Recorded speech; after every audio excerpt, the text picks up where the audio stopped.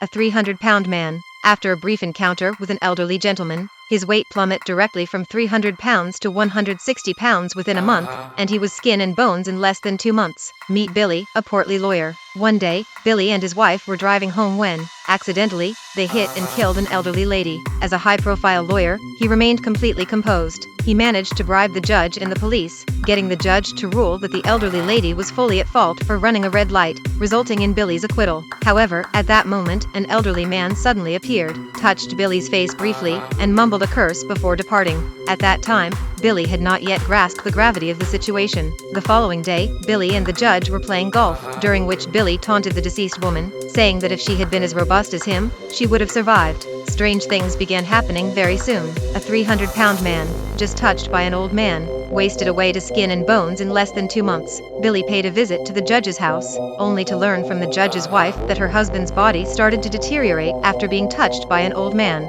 She believed it was retribution for what Billy and her husband had done, so she drove him away. Billy called the mob to inquire about the old man. He discovered that the old woman he accidentally hit was the old man's daughter. When he returned home, he found his wife getting awfully cozy with the doctor, suspecting she was having an affair. However, breaking the curse was more pressing. He sought out the old man and begged him to lift the curse, but the old man refused. The old man's granddaughter then took out a doll, claiming it was Billy's fate. On his way back, the old man drove his car into Billy. Did the man die? No, it was some frames from his dream. A 300-pound man, just touched by an old man, wasted away to skin and bones in less than 2 months. To survive, Billy comes to the mob and seeks help. The mob heads to the old man camp and shoots his grandchild. The next day, the mobs disguised themselves as police officers and lured the old man's granddaughter into assisting with the investigation, then brought her to a deserted shack.